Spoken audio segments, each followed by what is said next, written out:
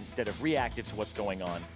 It's interesting to see those moments for players, just in general, not to like name names, but the situations that it's happened as you hear like Mike Young saying, I want to find that confidence, right? And we know Smoothie to have that confidence, but when you do see it in somebody, it really triggers you to play that person. And currently Zazel's that for Cloud9. We'll see if that mentality really clicks with the team again. 1-1 for both teams as we enter into Champion Select to see who can take that victory.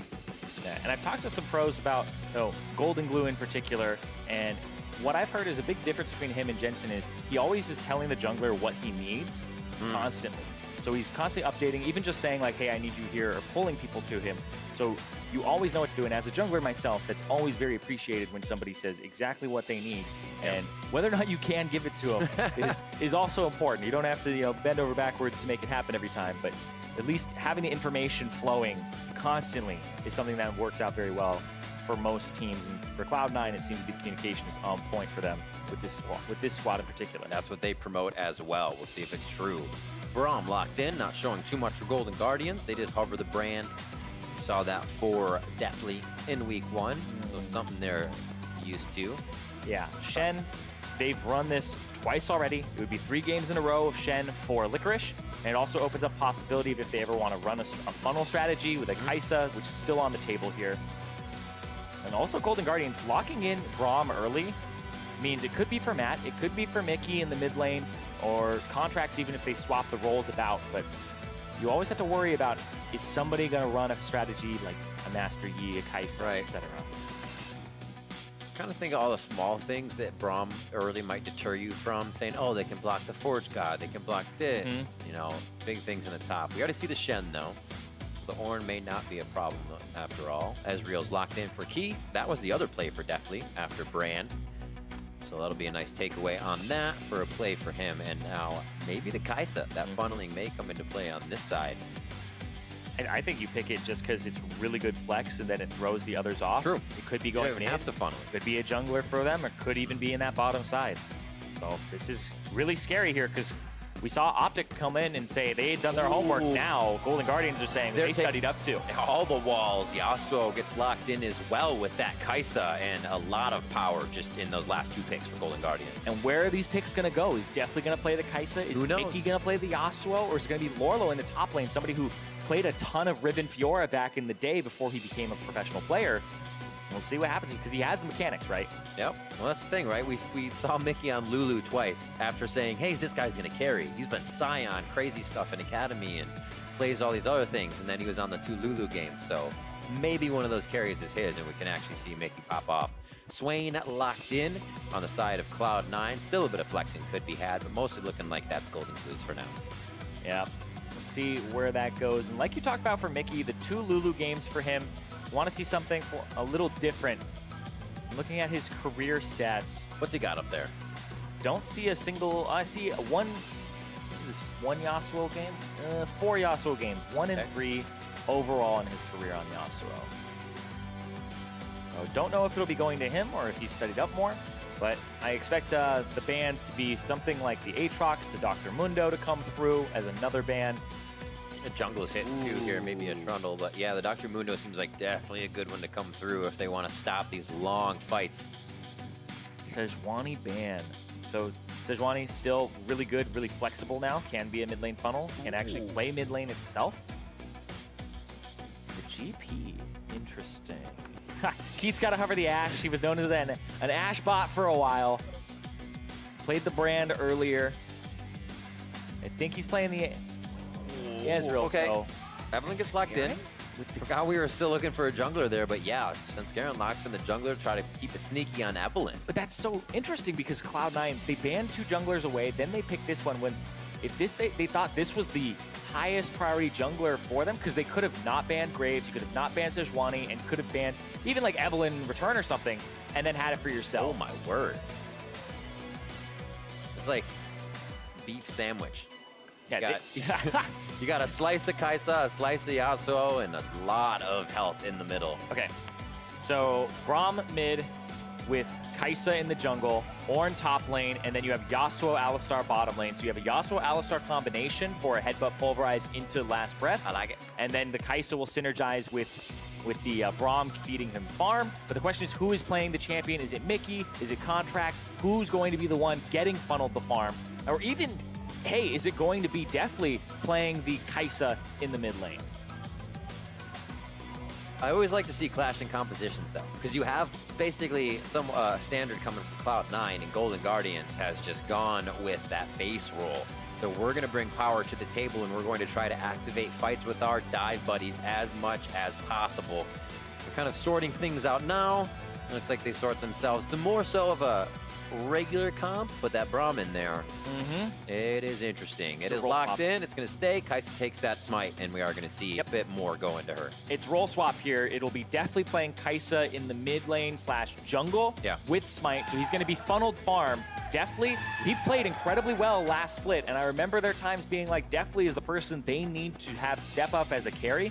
I don't think you can step up harder than being funneled 2 lanes of farm, or the jungler's farm, plus your own. And now they have Mickey playing the bottom side of the map on that Yasuo with a combination that should help him.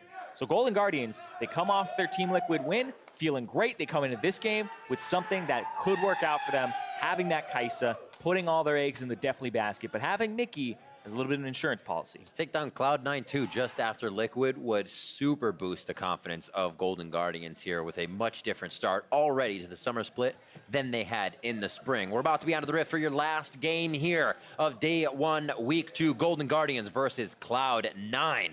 As we say before, these guys are itching to get out of the base and on to the rift. Let's see what they have for each other. And now we're seeing, for the first time in North America, a funnel strategy versus a non-funnel strategy. So, when both teams are funneling, you got to have the junglers mid. When one team is funneling and the other one isn't, you have to find ways around the mid lane. Instead of playing the jungler's game and going towards the mid lane and playing 1v2 or 2v2, you need to have your jungler like Svenskeren in this situation find side lanes, find ways to get advantages, or even catch them when they're catching mid-wave farm. So that's what I'm watching, is I'm watching Svenskeren, who's in the matchup where you aren't actually playing against one person in the jungle, you're playing against 2 that roam around the entire time. And they also have a submarine strategy, right? It's Shen plus the Evelynn, so they can have some pretty cute things happen later in the game. Yeah, the mini sub, if you will. We usually see the Twitch and the Shen coming through, but can definitely happen with the Evelynn. And you know, Zyrene, I think about it a little bit, and part of this meta, just thinking about it, could be perfect for all the ADs. Because a lot of them are like, oh, but I got to play Vladimir. I don't play Vladimir.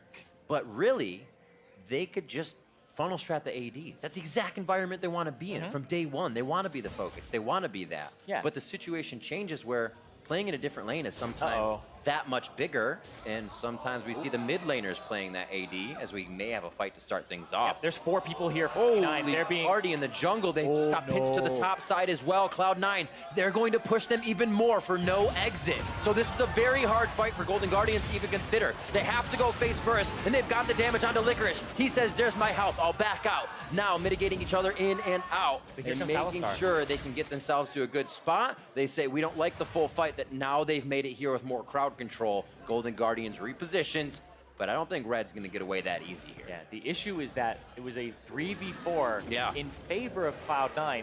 Then they were able to push away Licorice in the 3v4, made it a 3v3, and then the Alistar, Matt, came up to the top side of the map. And that's going to make the difference here. I believe you actually get this, and Svenskeren's going to have to clear that. Yep, clear back, just quickly hate spiking out the Raptors. Contract helps deftly collect on the red. They knew they were going to have the pressure to do that. If Cloud9 wanted to try and fight, they would have lost a lot of lane pressure. And now I actually think Golden Guardians may... Are they going to use Relic Shield on the mid lane? No, Matt's actually just going to go straight through. Or is he going to hold it? What's going on here? No? The speed of the scuttle to get Contracts back in the jungle may kind of... Or, well, not win the jungle, but with definitely may be kind of the priority here. Bot side, Matt's going to be able to put a little pressure on here. And he already got the level 2, but there's 2 people down bottom. If he goes in, then he's at a numbers disadvantage because the bot lane will roam up, who are actually bullying Mickey right now. Mickey, half HP. It looks like they pushed him out of the lane a bit there. He's up in CS, but now he's finally going to have Matt in attendance. But that's really good to have that Yasuo hit level 3 early, getting the solo lane experience while Matt was roaming. Is your point. Also good that Mickey could stay strong during that, even with the autos coming in. The last few pushes will put Keith Zazel under the turret, much easier for Mickey to stay out of Mystic shot range. A first buy for them in the bot side, and things are moving here. Golden Guardians gets the red they wanted to start, but what can that turn into? We will see. It can turn into a super deathly here for the team. That's what they're looking for. That's what they're aiming for here, is to have Deathly be the big primary carry of this squad. You see Golden Glue is actually doing a bit of a freeze here, which will pull them a little bit further in if they want to catch that mid lane farm. But it's almost like a catch-22 when you freeze in mid lane, because it gives them more time to funnel the jungle camps into the mid laner. Yeah. And you build up a wave against yourself. It's fine, but now it's like you don't make them use any of their time. So see, like right now, Kai'Sa's doing the Raptors. Did the Wolves now, and you have Contracts who will hold the wave and wait for the Kai'Sa. So now it's just this big stacked wave. He'll be at like, what, 35, 37 CS after this? Massive lead just because of the fact he's getting funneled all this gold. It's crazy stuff. You know, coming into the season, or even coming in for Contracts playing in the LCS, I bet you thought as a jungler, I'm going to be playing Braum tomorrow. I don't think that ever crossed his mind. The situations are very interesting. Just what people have to put themselves in. After that previous game, I loved the tweet from Acadian. Better support wins. Yeah, the better support wins. You didn't expect it, but you have to be flexible in this meta. Yep. And it's almost like game sense is a given now, and people need to understand what all the lanes can do. But you also need to have a specialty in terms of champions, or champions that you really enjoy playing. Or if somebody is just more mechanically sound than you. If you have somebody who's really, really damn good at the game mechanically, then yeah, you're going to give them the mechanically demanding champion, even if it's outside of their role. Sometimes that is the situation. You just put them in that moment, and they shine. 5:20 on the clock. Lorlo with some easy farm to clean up here underneath the turret. He'll be ahead in CS after this. He cleans it all up. And he's doing pretty well for himself. Might get a teleport back from Licorice, but it looks like he could be able to walk back to lane without losing too much. Tiamat in his hands, as again we see Lorlo just hiding out in lane, building with his passive. Yeah, you're going to need that Tiamat to shove the wave. Catalyst. Right now, definitely, he's decently ahead because he's been funneled farm. But at the same time, remember, this funnel strat means you have two people who are under-leveled. Contracts and Matt will both be low level. Whereas if Svenskerin's able to just be on the same level as the normal jungle path, then you actually have a little bit more power in a 2-on-2 early, because you'll have like a level 6 Evelynn and a level 7 Swain, versus a level 8 and like a level 5. So if you can actually get ahead of the curve, or not ahead of the curve, stay on curve for the normal jungle path, you're ahead of the other quote-unquote jungler, the person who's funneling farm into the mid lane. So many little things you gotta pay attention to. Minion dematerializers still in the hands of C9. If anything goes crazy late game, they have those, so we'll keep an eye on it. Licorice has not used any yet, however. Really focusing on what that could do for the side lanes. And banner command, it doesn't exist anymore. Right. So you don't need to hold those banners. I think it's most likely for cannon minions in the mid game, but you could be using those now. Feels like maybe he doesn't get the chance. Just ramp that damage. Yeah, but also if they start invading your top side with a funnel strat, you can go ahead and use the minion dematerializer, get priority, and then roam before the other guy. Keith taking a turret shot, making engaging look a little more juicy there. Mickey and Matt, not really taking it. Level 5 is just short there for Mickey, so he cannot get the last breath. Also, would have been a pretty scary play with Svenskeren just off on the wing. Vision control by bot lane is in bot lane is held by Cloud9. So he's gonna have to pull other people up here, because Svenskeren will die to this dragon, I think, by himself. Ruh-roh. He's got 2 more shots. He's got 1 more shot. He's gonna be okay. He's got it. So that's gonna be a good roam up there. And remember, when you run a funnel strat, you actually typically give up drakes. When we had the funnel versus funnel, I think it was a mountain drake that was up for so long. Yeah. Because very long. The person who has smite is running around and just being escorted everywhere between camps. If you go for a drake, that's actually not worth your time and experience as the person who has smite and getting funneled all the gold. And that was like funnel heavy objective cover too, because that was a new with smite. This is a Braum exhaust flash. You do them later. You do them way later, because if I'm spending a minute doing the drake, that's a minute I'm not resetting the jungle or actually picking up a minion wave during that time. Somebody would have to like hold the minion wave forever. It's just not efficient if your goal for the composition is to get this one person really far ahead.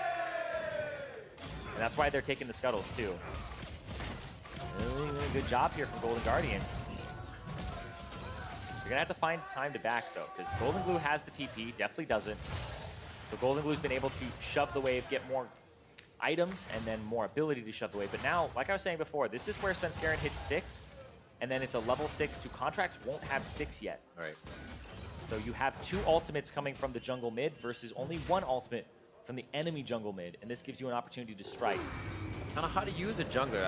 Obviously, we see Svenskeren doing what he can. He might get engaged down here, but knowing Golden Glue is gonna always grab extra pressure. Do you have to be more cognizant of when the waves are crashing, when you have to be back mid as Svenskeren? As Svenskeren, absolutely, and potential for flanks and stuff like that. You see right here, coming around the side. They're just trying to get lane priority. Keith uses that so that they can have their support Zeyzal run into the jungle and potentially use the dive bottom. And they have the exit path cut off by Svenskeren. Yeah, they haven't spotted this. Zeyzal actually just got to walk through the jungle by himself and not get spotted, and gonna go. Svenskeren started on the Krugs as soon as that fight went in. Golden Guardians attacked in. Good shield coming in from Licorice. They timed that well, and now Keith can turn around and start the fight. Zeyzal spits out Mickey, but he might go for Keith. Almost takes down his AD.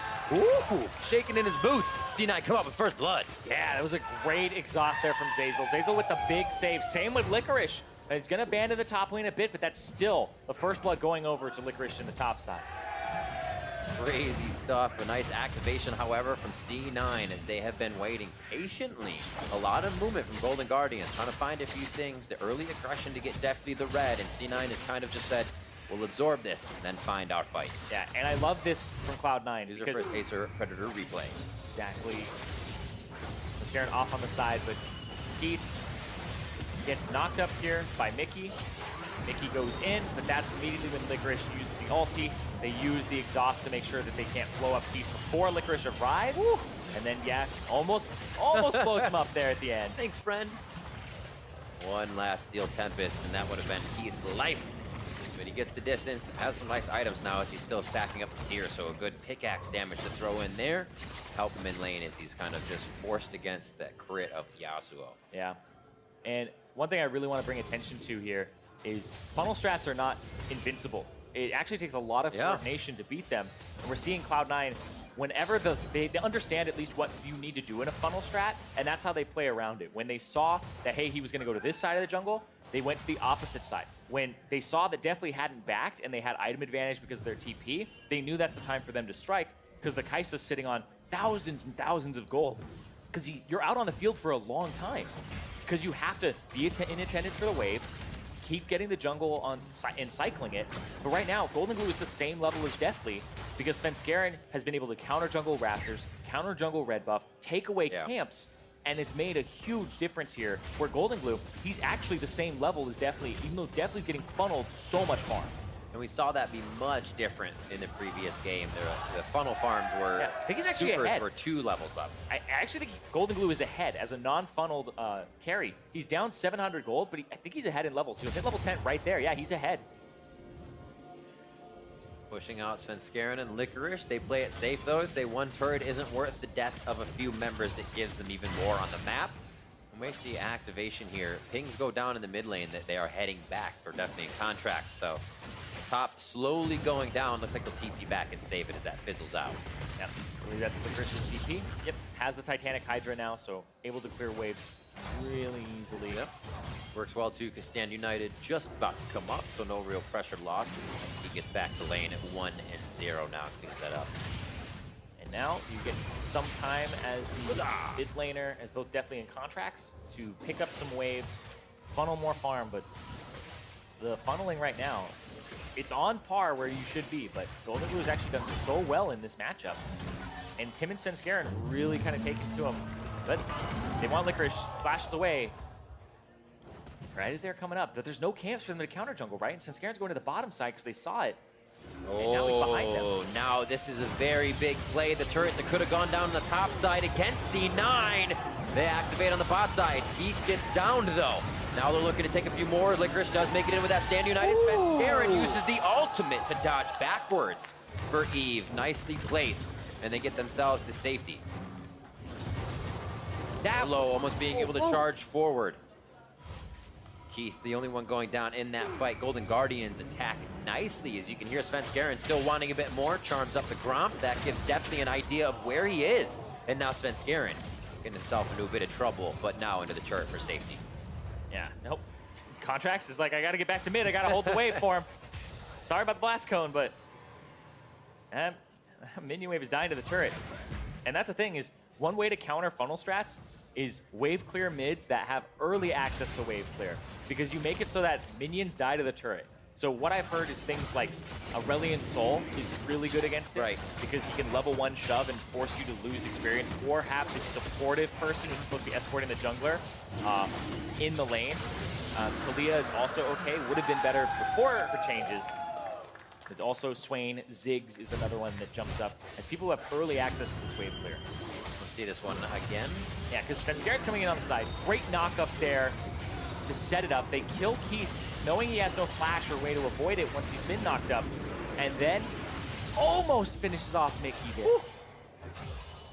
It feels good to always get out with last caress. That last moment.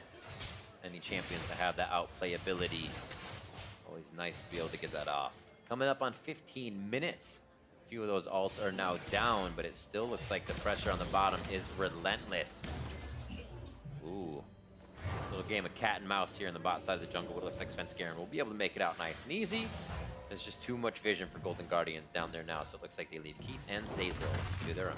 Yeah, in that last fight, we've talked about Matt and definitely having good synergy. That was Matt playing incredibly well alongside Mickey's Yasuo. That was the knockup for the synergy, and then Mickey saved himself with the exhaust. He exhausted the Evelyn right before she ultied, and so he would have died otherwise.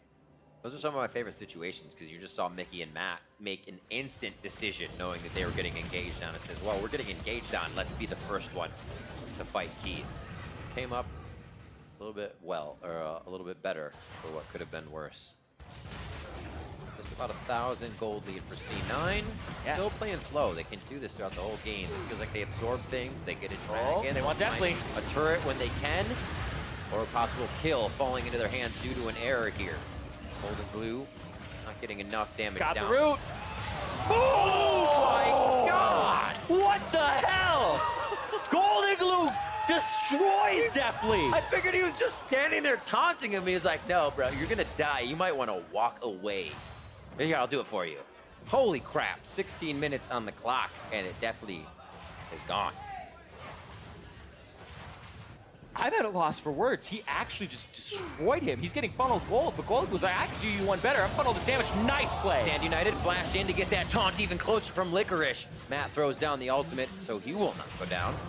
But they and get now Cloud9, yeah, headed towards the bot side, are activating after Golden Glue's play in mid, who has been holding the funnel farm strat all by himself. Yeah, he's been doing incredibly well. Svenskeren has also contributed a decent amount with his positioning and the way he's playing over this Evelyn around the sides. In presence. And this is something where you don't get to track the enemy jungler because she's invisible post level 6.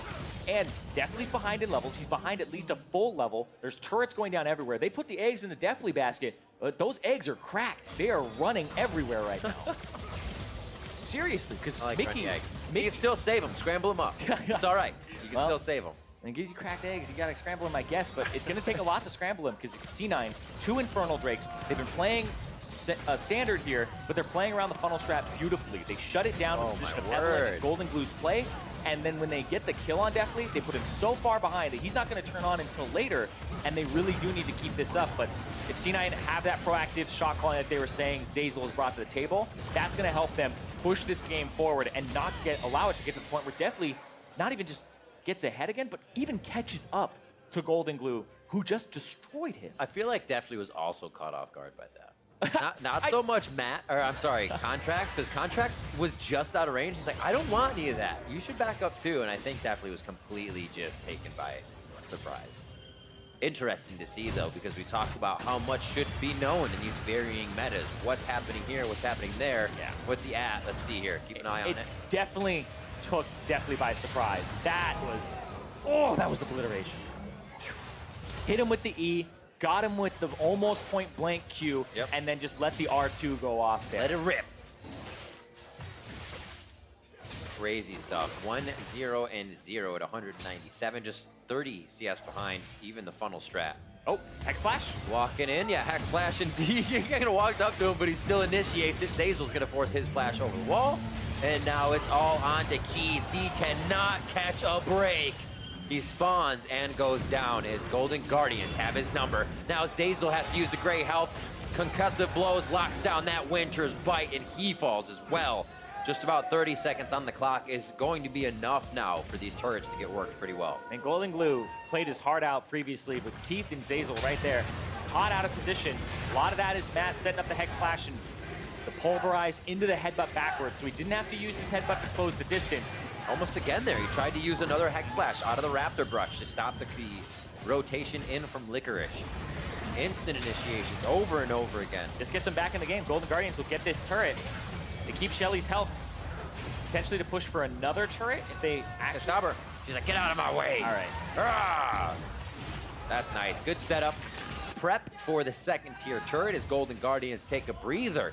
We'll see what kind of items they cap themselves off with. Issue, though, is the funnel strat is still not funneling anything right now. Definitely still down in levels.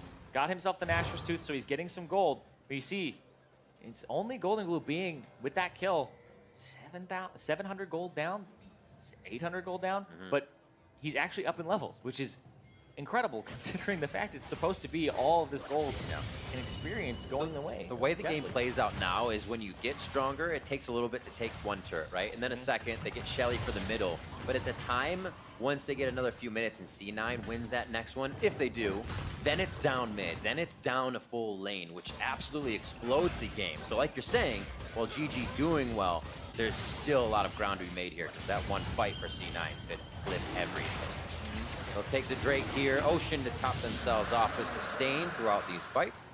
And then we'll head back to the lanes to see if they can capitalize on that position and start getting a few more turrets down. Yeah, and another thing that you have to consider is when these guys show up, how much gold is in attendance, right? If you're getting funneled all this gold, it's 9,000 gold for Deathly, it's 8,300 for Golden Glue, but then even when the junglers show up, it's 6,400 for Spenskaren, it's 4,700 for Contract. So the Braum in a 2-on-2 is bringing less gold to the table, but hold on, Matt. Warding is a dangerous job. PSA right there. Matt goes down, and it will be rough for Golden Guardians to keep the ground they just had. We see C9 starting to encroach that vision forward and be a little more aggressive. Yeah, with no TP on Lorlo, they're trying to get some top lane vision so they could potentially shove in more. Because somebody has to go answer Licorice, but he has that global ultimate of the Stand United. And they don't really have anybody who would answer, right? But there's 3 teleports plus a global, semi-global, 2 semi-globals actually on Cloud9's side. So they can play the entire map against Golden Guardians. Golden Guardians have 1 TP, and that's it. So they can't play the map right now. And you can see it. C9 get to kind of take everything that is at least reachable for them right now, like this outer turret. None of the wards are that far forward on this side, just the bot. So this is their level of play. Then they'll feel a little bit safer. I kind of always like that rule. You never cross river without a friend, and then even more so without wards. So they're staying true to that. Something I want to point out here is the purchase from Spenskaren, the Spellbinder. Massive amount of AP on it, it's 120. But the movement speed, the move around the jungle quickly. Also, it gives you really good burst combos once you've stacked it. Because you have that active that gives you more ability power and movement speed based on how many stacks it has. This is actually really cool to see here, because Evelyn builds have been things like Proto Belt, having the Hextech Revolver, and then moving on to something else. But having more AP makes it sort of passive, gives her more HP when she's actually in stealth again, right? So a lot of combat patterns for Evelyn is you go in, you burst, you get out with your ultimate, and then wait to re-stealth, and then see how much your passive heals you. I've seen a lot of Evelyn mains actually go death cap really early in their build, because you'll get them to max HP when they re-stealth. So even if you had like 10% you made it out, you're back. It's like a Warmogs for her. But you gotta spam dance while you're healing. Back in the thing. Oh, Matt. He's saying, return to the scene of the crime. I see the chalk on the ground, but I'm going to draw you this time. Zazel almost going down. Oh, Mickey is able to finish him off, and now we're following the bot side of the fight. Huge damage on the Contracts as Golden Glue releases the R2. and now they come up very big. These are the fights I was talking about. Once they happen in the middle of the game for C9, they will start to capitalize. We've heard for years that Golden Glue is a god in scrims. We're seeing it now. The confidence, the bravado, the kill that he got earlier. This one here where he sees the opportunity to go in. Zeyzal stays alive a little bit too long for Golden Guardians. They group up, they flash in, and that was a massive amount of damage there from Golden Glue. It's literally a shock and awe. You have no time to react. Here it is again. Matt wants to initiate, and they flip the tables around. Yeah, and so much damage. Definitely gets in, dodges the taunt. There's two people on him, but then, boom, the burst there from Svenskeren plus Golden Glue's flash R2. They basically double-teamed that Kai'Sa. We're seeing jungle mid synergy here for Cloud9 come up huge. Somebody just told him, just pretend it's a scrim. Golden Glue was like, yeah, that sounds great. Let's do that. 3-0 and 2, just missing out on 1 kill this game. And the 6 for C9 on the board. 5,000 gold lead now with Baron. For another 2.5 minutes, they pressure the mid lane. Svenskeren's gonna make sure the wings are clear. Seeing items come online for Deathly though, but when I compare the gold, Golden Glue's ahead. He didn't get funneled anything this game. That's crazy. And he is 600 gold ahead right now. It's a massive amount. And then he also has the 2 Infernal Drakes. So the value of his inventory and his champion, and the fact he's 2 levels up, I don't know how he was able to do this. A lot of it comes down to Svenskeren helping, scouting, and playing around the funnel strat. But this is beautifully done from Cloud9 to shut it down, and Deathly hasn't really had much to say in this game, even though he's the focal point for Golden Guardians. Absolutely. Just looking at what he was playing, we saw that Brand, that Ezreal, and they put the Kai'Sa in his hands for a bit of priority here. But Golden Glue showing very strong and a pretty natural composition, or I should say traditional, coming from C9. Golden Glue in the mid lane. You know, Zyrene, you know, you say you don't know how it happened, but it's a good thing we got this all on record. Go back and watch it and figure it out step by step. Zyrene's next breakdown. How did he do it? How did Golden Glue do it? 25 minutes on the clock. All of those Dragon objectives in favor of Cloud9, as well as the Baron. See where they decide to go with this. One last turret stands on the outside of the map. That's top, and Golden Glue will be the first one there as mid gets worked in by the rest of the team. He was just bot, remember. So the team has been waiting and waiting, allowing him to transfer all the way to top and slowly push this in. They are just kind of bleeding out Golden Guardians. Yeah, Svenskaren's doing so much in terms of scouting. Mickey sees him there. Gonna get the... Nice block. Very nice block. Use the ult, last caress to get out. Gets out. So as long as he doesn't die, that's kind of a win there. But now, where's the pressure going? See, Golden Glue could just leave everything topside and say, I'll come join you guys for a fight. They're spread so thin, worrying about everything we're doing. Yeah, and they're shoving waves constantly, which means funneling strats, you're not getting this Raptor camp, which Licorice is taking. You're not getting the top side of the farm. Third they have Infernal. to give to somebody who doesn't have teleport, right? And now the third Infernal, oh man. Yeah, in funnel strats, you don't really get to take the Drakes because your smite is constantly in lane and then jungle back and forth. You don't want to waste that time. Interesting. This is actually just mega Drake RNG here for Cloud9 on top of it. These are the best Drakes to have if you want to match a funneling composition. You have an early Ocean, you have yourself 3 Infernals, and then the Mountain's going to help you close the game out. So in terms of even just order of what happened, this is huge for them too. Some would say unlucky. So, but also lucky. True. It's true. There's always 2 sides to a story. But Cloud9 is very happy with this one. Yeah, regardless of the Drakes, though, I think they've been playing beautifully. I'm not putting it on the Drakes. I'm saying take the Drakes away, and I feel like they're still in the league. Exactly. I think it's kind of a win-more situation where they were already winning. They get to take the Drakes, and then they get to push out and use the Drakes that they got, or kind of you're given by playing against a funnel comp that doesn't want to actually show up at Drakes. So it ended up being a situation where, hey, they capitalized on it. They've gotten great rewards. C9, I've absolutely been loving the way they play against the funnel composition. And we actually just saw a bit of it work with a secondary, not funnel, but aggression. Optic using the 280 carries or bot laners. When Deathly's carry would go down, you'd have one more carry to skirt around the fight. Here we see it, all eggs in one basket, a bit tougher. Yeah. And Deathly goes down, you can't do that. So when I was talking about the Echo Fox versus Optic earlier, the strategy that was coming out was one of the things going for Echo Fox versus the Kai'Sa was she's never going to build MR, right? So she stays at this really low number.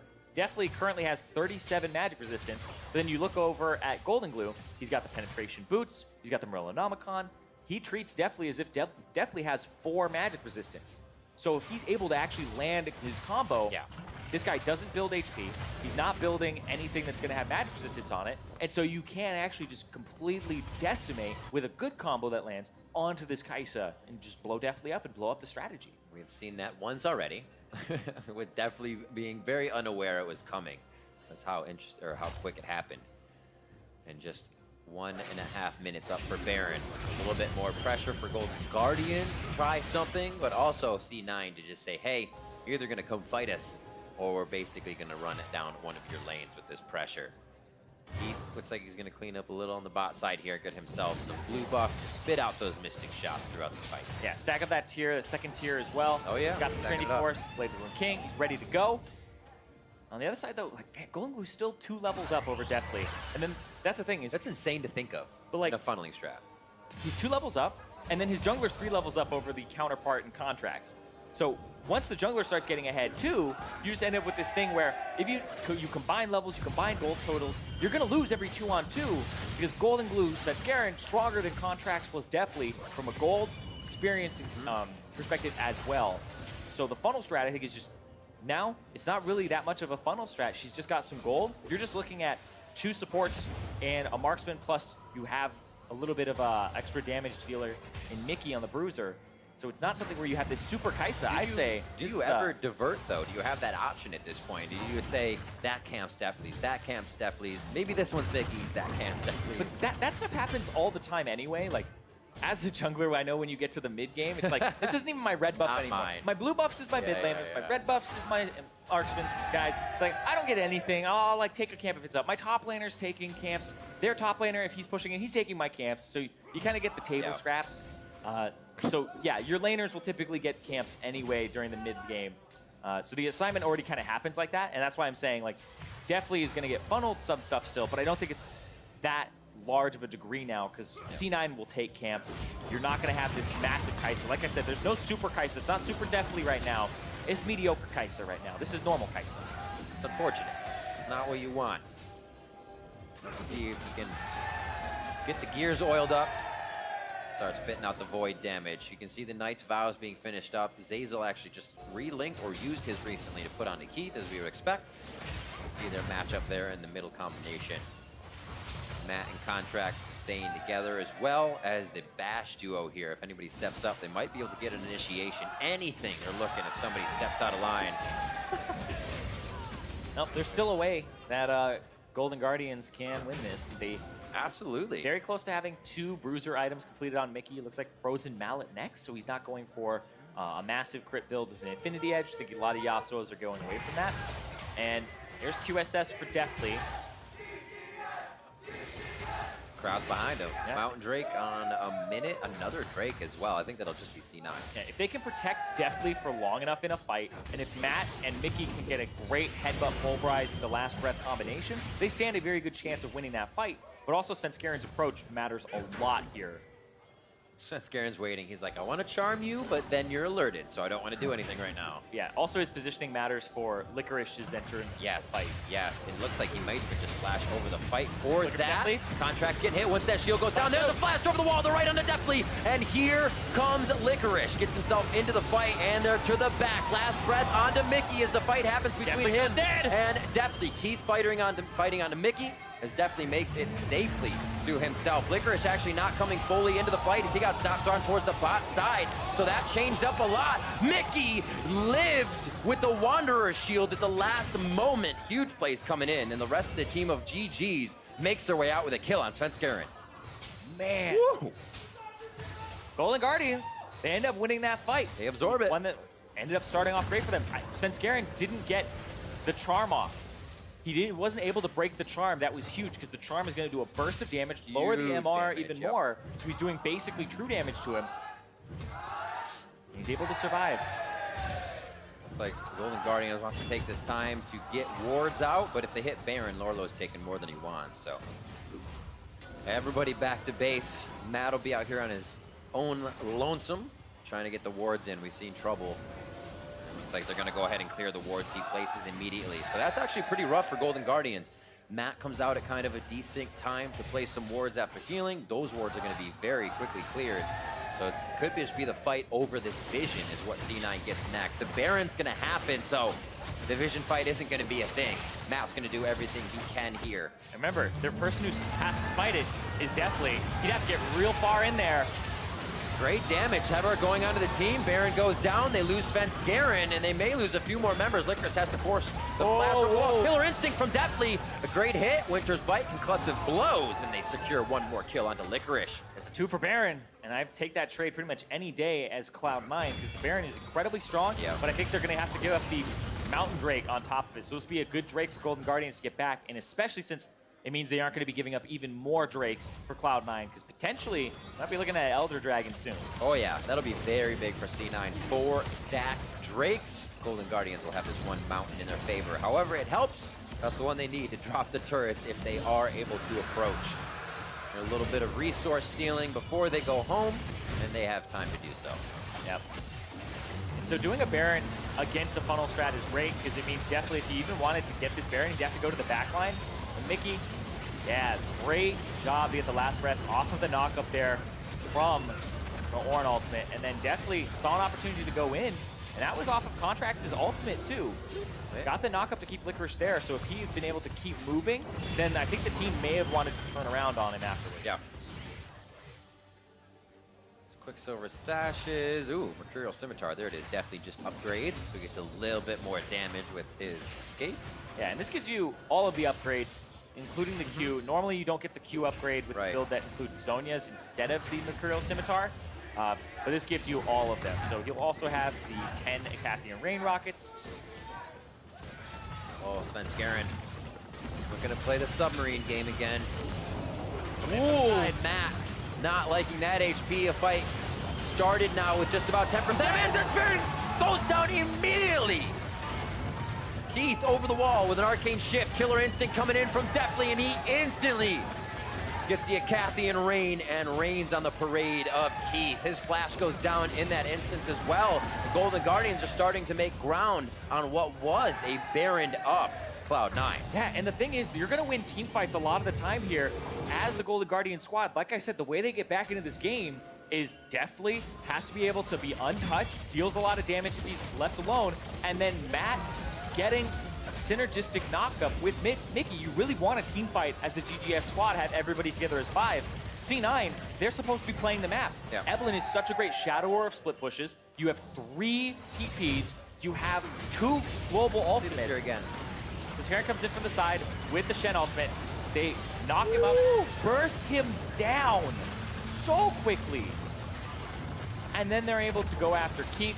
Got one stack. All it takes is a stack of plasma. And then she'll be all over you. Got sonar on that. They cannot get in with the submarine composition anymore. However, Svenskeren and Licorice should not stop trying. It only takes once to get to that backline with a good taunt. There is the damage from both Deathly and Heat in the last team fight as they almost match each other number for number. Yeah. Just 100 off. And Kai'Sa's hit that point. She's now got 4 completed items. Actually has a Hex Shrinker now, so would be looking at a Maw. And I thought he wouldn't be buying any magic resistance items. He's going to prove me wrong, call me a liar on that one. And absolutely, I think it's the right buy, because the way you die here is Golden Glue or Svenskeren. You need that magic resistance, and you need for Golden Glue not to be doing true damage to you. I was just actually going to say, this Talisman, what does it get sold for? Is it a GA? But he actually goes probably to the Maw, a little more damage as well. It's going to feel good to get that in. Yeah, having that shield on top of it is great, too. The shield, yep. Extra 35 magic resistance, basically doubles his magic resistance. And then the Lifeline shield. Seeing if we got any stopwatches still out of use. I think just in the hands of Mickey at this point. Once he gets into the last breath, he wants to be able to not be the focus. Also, upgraded items coming through. You can see the Locket of the Iron Solari there. Upgraded for contracts as we're getting to that point in the game for Orange passive. Yeah. Negative gold. Interesting from C9 on that play. Yeah, they got it. They lost 2 people, and then they lost turrets and lost a fight mid, so it makes a lot of sense. Svenskeren, they're looking for a flank, and this is just a death ball. Golden Guardians are just going to death ball up. Their composition wants to be together, and so this is perfect. I actually like this from C9. They're supposed to have a split push going. You only have one TP. There's only one person in the entire game on Golden Guardian side that can answer your split pusher and then show up to the fight, and that's Lorlo. If you get that TP, then it forces Golden Guardians to group up and bleed objectives, and C9 just tried to take multiple team fights back to back, and that's not what their composition should be doing. That makes you quite timid as well when you see that you lose those team fights back.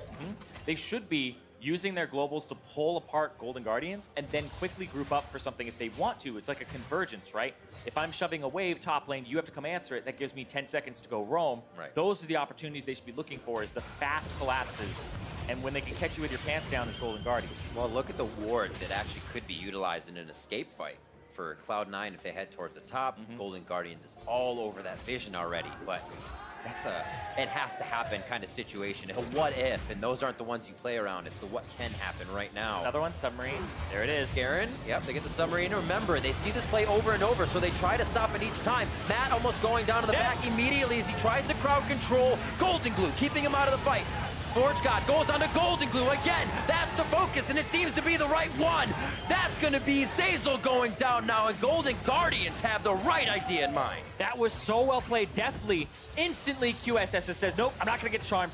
Uses his ultimate to the other side, and now he's perfectly fine. They protect him. Golden Guardians. Amazing. There's 30 seconds on Spence Garen. There's 40 on Golden Glue, and they have massive damage to these turrets here. This might be them going for potentially the entire game. We'll see. Golden Guardians, they took down TL last week. They're going to try to take down C9 right here. Well, they're thinking, thank you very much for that 5th Mountain Drake spawn in the game. A hit towards Licorice, so he can't crowd control the damage going into the Nexus turrets. They don't have too many minions, so the defense is up on the turrets. Golden Guardians have to back off for now, and C9 stay alive. Yeah, Licorice got to use his Tiamat active, killed the entire wave. Perfect. Right before he headbutted out. Exactly. He got headbutted out, so he got to have his cookie and eat it too. Dunking it.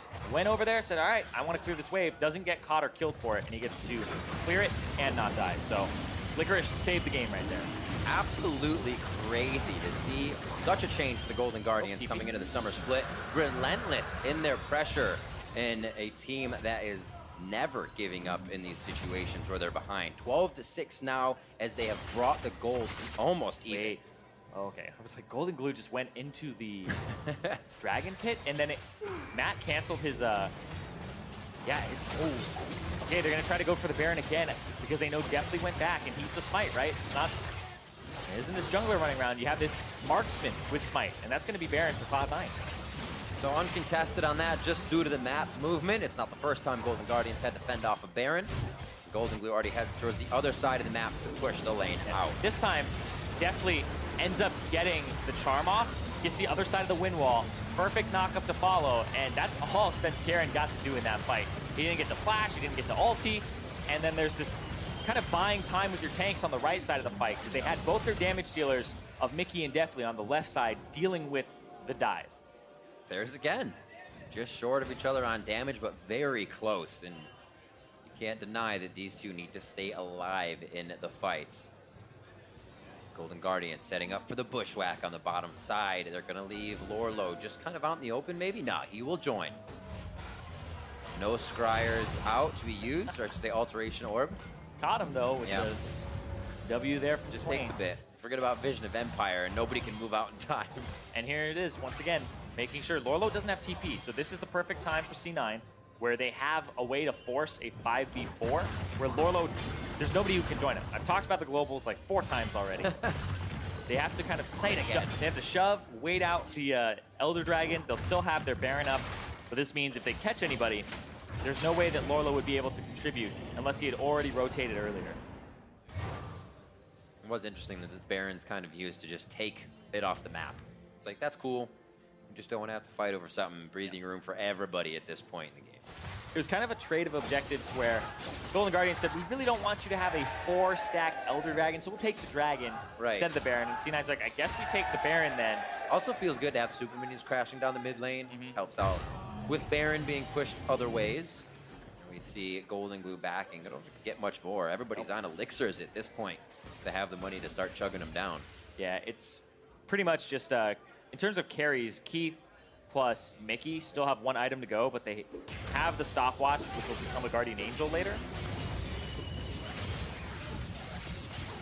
All right, so Golden Glue has his elixir. I don't think everybody else has been able to back and refresh at this point. We better start seeing him. We're getting late game. You don't have any more money to spend. Yeah, definitely does need to upgrade his death cap. Oh, though. he does? It's like 700 away from it. Yep. Also have a stopwatch still on Mickey that he hasn't used, so big item to come in for him if he needs it. As he starts farming up, he is sitting at just 415, so, I'm sorry, 1,700, so. Could go back to buy if the team gives him time. More vision being set up by Cloud9. Baron obviously wearing off, but that top side of the map seems like where they may find Golden Guardians, kind of pushing out for resources or trying to grab their own blue buff. Very quiet on the home front right now. Yeah, whenever you play against, this is even just like a protect the Kog'Maw composition to throw people back to that. Yeah. Who do you go after? You go after the supports, you go after the Kog'Maw, and so far C9 have just tried constantly to go after Deathly, who has a way to QSS, has multiple Locket shields, has a Knight's Vow on him, has a Zeke's to counter, and then he's got people who will headbutt, CC. If you were ever Very difficult. in your super form, like this is your basic final super form of You gotta stop. Yeah. He is the super farmed guy right now, and that's the priority they tried to put in for this game. And we haven't really seen that happen too much, just more recently today in NA. So the team is definitely pushing a little bit more towards that composition. And it faltered a bit here, but you can hold out towards late game, it appears. Yeah. They're doing that to Cloud9 right now. Kai'Sa with defense is ridiculous. When she gets to stand her ground and just lay out all those attacks, she's harder to kill than a Kog'Maw because she has faster positioning, movement speed buff from the E, also has the fact that she can shield herself, go stealth. Very difficult to actually deal with. She does so much damage too. The AP build makes it so that her damage palette is also mostly focused towards having magic damage as opposed to physical damage. Charm him up, knock him down. Doesn't look like this is going to be the time to do so. Svenskeren stays just off in his protective wing. Both teams are playing very hesitant now. There's the completed Ravenous Death Crown for Deathly, so he doesn't really get any stronger than this unless he wants to sell his boots for something. But I think mobility and positioning is big. Potentially sell it for something like a Phantom Dancer, actually. Wouldn't be bad because it reduces the damage that people do to you. Guardian Angel for Mickey. He gets himself a little survivability in these fights as now they move forward as a team. Golden Guardians has not been out of their base except for pushing that middle inhibitor for quite some time. And we're there. Yep. Golden Guardians responsible for the shortest game of the split versus Team Liquid at 22 minutes. Now responsible for the longest game of the split versus C9. Golden Guardians, different strats, different ways to come back in this game too. And counting a Kai'Sa out, can't really do that. We even saw over in the LCK, I think it's the biggest comeback so far of the split, over 10,000 gold down for Griffin.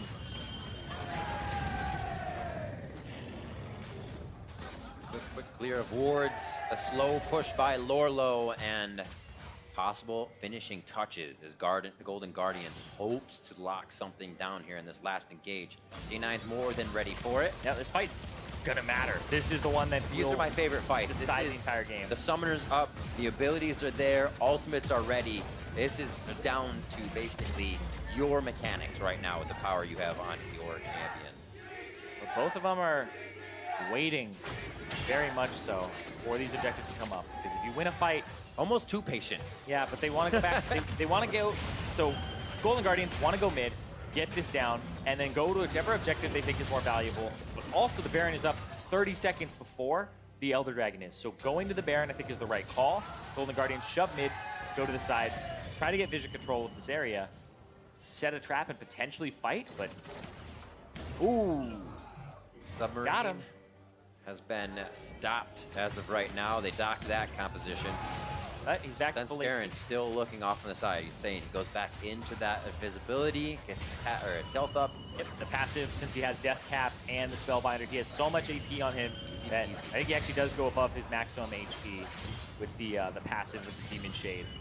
He's sitting at 777 AP when he's actually dealing some damage over there. He does have a way to burst with the Spellbinder as well. There's a control ward in the middle of the lane. Yep.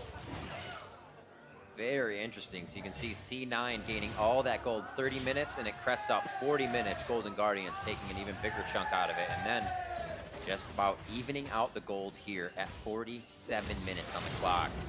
one fight is going to be into the Nexus on either sides. I can't see it not happening. Yeah. Maybe minions for C9 not having it would slow him down, but there's going to be a lot of time on these death timers. Yeah. Triple Infernal matters a whole bunch here for Cloud9. Gives them a large advantage. Now, they're actually going to start this up. Remember, Kai'Sa does this so quickly. Pressure in the bot. Do they actually want to take this fight, though? Svenskeren would have to get in. His smite is strong, but nope, goes right over. Not stolen. Licorice is going to stay waiting for the call. There he is, Stand United on the team, but they're going to be able to drop Svenskeren immediately. Golden Glue, there's no way he's getting out of this unless Zazel can get to him for the Devour. A big ultimate from Golden Glue, but he has to watch the rest of his team fight now and hopefully take that fight back home. They have a minion. Golden Guardians, goal side to Cloud9. Base race. They're going to Abyssal Voyage to the bottom, and it is going to be a base race. The minions are not there for Golden Guardians. They're going to have to push in with Cloud9 having full set of minions. Casters on their back, Mickey and Matt to defend. That's 3 on 3. They have one if they can keep contracts in the front. This is an easy win coming out for Golden Guardians. That's going to be one Nexus turret. What a two-man play all the way into the base. What a start for Golden Guardians as they take down Cloud9. Give that minion a raise. Woo.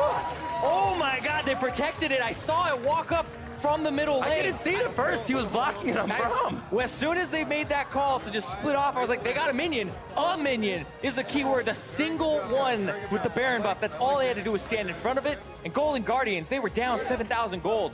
They funneled into deathly. It went the way of C9 early, but they were resilient. They played the composition and the team fights better, and it made all of the difference. They pick up their second win in the third game of the split. Incredibly resilient. I love that word because they adapted and they changed to what Cloud9 was doing. Something Cloud9's very good at and saying, hey, we're going to submarine, we're going to go in, we're going to take it, that'll be a few turrets. By that time, you feel suffocated. But they adapted and they would literally shut down Svenskeren before the submarine could even get out of the water. He couldn't even initiate. Yeah, he couldn't initiate. They kept blowing him up. There was a wind wall to stop a charm one time. The next time that he got charmed, definitely QSS'd it, jumped to the other side, and it was basically they can't tank bust fast enough with the other members that aren't Svenskeren and Licorice, and they just bought so much time. You can see Matt feeling real good because he played incredibly well. His headbutt pulverizes to set up Mickey in the mid late game. The peeling that he was doing, definitely is going to get a lot of credit here for playing the Kai'Sa, being the person who was funneled into and dealing a lot of damage. But Mickey deserves a lot. Also, Matt on top of it, because Mickey's win walls were great, and then also Matt's setup. Incredible as well. Like, what is next for these guys? Contracts, Graves, Brom, right? Like, coming in with a completely new pick there, a jungler that says, I can throw up a shield, I can stick with you, and I will be your fight buddy. That's what they did. They took it home, and to give us more insight on how that game played out, let's send it back to the State Farm analyst desk. Thank you, Riv. A big comeback victory here for the Golden Guardians over Cloud9. Before we get into how it happened, I want to take another look at the final moments of that game as Golden Guardians wins the team fight and almost ultimately pushes into the base. And this is a nice, cute idea on the side of C9 because the game is likely over at this point if they try and stop. To make them panic. Well, you're not going to defend it, right? Yeah. No. 3v5, so your best opportunity is to maybe create some chaos and look for the victory yourself. Yeah, note to the top right, the little minion that could. It reduces the armor and MR of all those turrets. Contract smartly tanks all the hits, and it makes it pretty easy. Also, Keith just getting punted around. Yeah, on the flip side, he was not having fun. They just put the meatballs on him and kept hitting him around.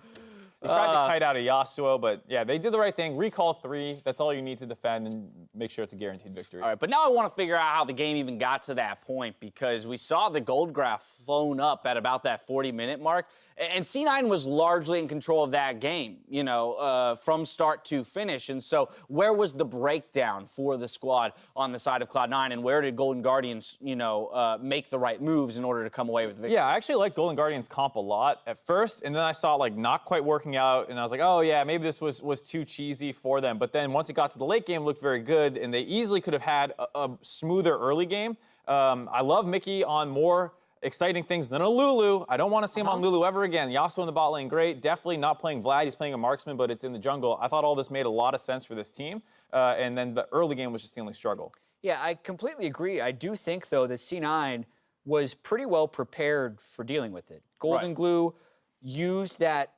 low pressure jungler, so to speak, to get very fed. And then their priorities in the early team fights were pretty crisp. So for a lot of this game, it really did feel like Cloud9 was going to waltz to a victory. All right, well, we mentioned the control the Cloud9 had. Let's take a look at a clip that perfectly exemplifies that. A 3-for-1 near the Baron 22 minutes in for Cloud9. Yeah, and this is the gold funnel strategy. So you have a big highlight onto Deftly, but also Golden Glue was equal at gold in this point because of his team fight performance. And a lot of this is about how well can either team focus the carry. You can't actually kill that Swain when he's ulted when your damage dealers are getting focused, and you can see Deftly on the other side just getting evaporated by C9. And those are the first couple fights in a row for Deftly. We're all kind of that way. Golden Glue gets on top of him with one other tank and just insta-kill. And that was a problem. Also, that fight, Golden Glue had a really nice flash to get over Matt, who was about to punt him away. Actually punted him back on top of Deftly, unfortunately. But that was one of those microsecond ones. Can't blame Matt for it. All right, yeah, exactly. Recognizing the target that they need to kill, correctly stacking the damage that they need to in order to zero him out. But then we fast forward to 35 minutes into the game, and things have already started to go a little bit awry for this Golden Guardians squad, or for this Cloud9 squad. Yeah, Fast backwards. What we were going to show was their ability to attack. Did you not understand? It was very clear. Was that not clear? Yeah. There was also only one shed in the game, not two, like the first Champions League graphic. But I will say that they slowly learned how to properly peel for Deftly throughout this game, and it was most apparent in this fight where the instant they see the Evelynn, even if there's going to be a Shen that's supposed to be delivered, you instantly kill Sven Skaren because he doesn't have any resists. Also, Deftly had a nice move off the backside of this fight to zero out Keith, and you did see that again and again. Sven Skaren was unable to deliver Shen properly. Yeah, there was one like kind of breakpoint fight a little bit before then where after that, C9 never won a team fight cleanly again. It was the first time that they did not assassinate Deftly at the start of the fight, lived with like 300 HP, and then after that, the outscale was in full effect. Also I like Mickey's build after I saw an effect. At first, I was like, that's a lot of HP for Yasuo, but then it allowed him to kind of focus more on doing his own thing and go off on Mickey land, while the rest of the team was focused often on saving Deftly. Right, and he didn't necessarily need to maximize damage as there was plenty coming out of a 6-item Kai'Sa. Another interesting thing here is we, earlier in the day, looked at a tweet from Acadian about drafting against this Cloud9 squad and saying, hey, that missed ban that they had really hurt them as they meant to target the Shen and weren't able to get that off the table. Golden Guardians ended up in a situation where they had to play against the Shen, still found a way to beat it. Instead, they took the Nocturne off the table and made Cloud9 reach for another pick to try and submarine that champion into the team fights. Yeah, there was a lot of focus down the bot lane with that Shen, and that's kind of how the snowball started against them. Was Mickey and Matt were not able to, really defend themselves adequately without a real jungler and mid laner to help defend those dives. And if that Nocturne was there, it comes even harder. All right, well, with that, we're going to send it over to Avli, who's standing by for an interview with the former E-United bot lane. Thanks, guys. E-United reunited. I am here with Deftly and Zeyzal. First of all, Deftly, congratulations on that victory and such a positive start for Golden Guardians at the beginning of the split. What does racking up these early wins really mean for you and the team? Well, hopefully we can keep winning, so it doesn't really mean anything, and we'll make playoffs easily.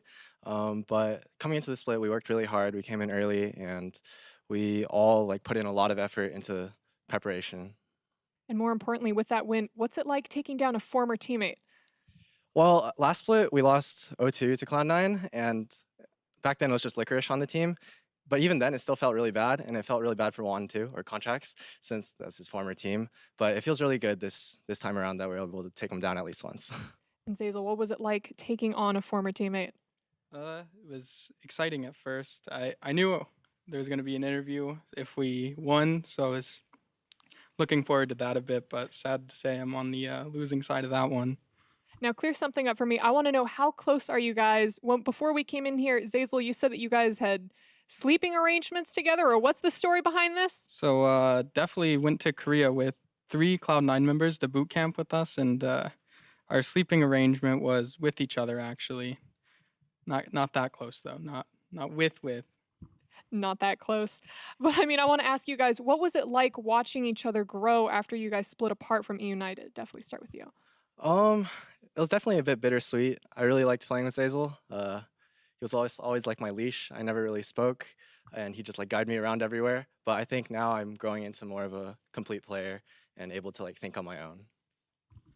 it's definitely helped me to see Deftly and how good he was. Because when you lane with someone and you aren't always successful, it kind of like you're not sure who it is. And like seeing how successful he was without me made me realize like, hey, maybe I'm not the best, and it helped me improve as a player for sure.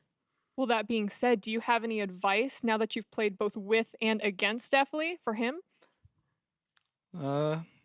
It's hard to say. I didn't get to lane against him this game. True, all of these role swaps, but how about you for Zazel? I don't really know, to be honest. I think he's playing really well, and I hope he keeps it up. Now, we don't have Licorice here, but he was also a part of the E United squad. Anything that you want to say about him since he can't fire back? Well, Licorice is definitely a phenomenal player. He got Rookie of the Split over me. I'm a bit salty about that, but it's whatever. But I think he's really good, and there's definitely he's just a really good player. He's a good player. He doesn't call his orange roams all the time though, so we got him there. Well, there you go, guys. Thank you so much for coming, and definitely congratulations again. Back to Dash and the analysts. Thank you very much, Avli. 3 of the 5 E United members now playing on the LCS stage. Of course, Licorice and Zazel on C9 and definitely over on Golden Guardians. Mark, you've had the opportunity to cast these guys throughout their academy careers. What's it kind of like to watch these guys flourish, in a sense, now here in the summer split? They're all grown up, James. I know, right? It was make you so proud. It was really cool just because when they started on E United, there was always the focus of the playmakers, which were either the European core, because it was Gilius and Fox, I think. I forget. Either way, there was a core of those two guys making a lot of plays, and then Mid jungle more so than anywhere else. Right, and they were the kind of the role players in the side lane with Licorice and definitely Matt. And that was kind of how they operated in Academy, but you could see the talent there and knew that they were going to grow as players over time, and they go from Academy players working mostly in a support role to taking on more carry responsibilities to joining up with LCS orgs, and now here they are starting and becoming pretty huge factors in their team's wins and losses. I mean, what a weight to shoulder on the LCS stage for Deftly to have one of these funnel strategies built around you. This isn't a guy who's spent 7 years on the LCS stage like some of the veterans we've talked about today.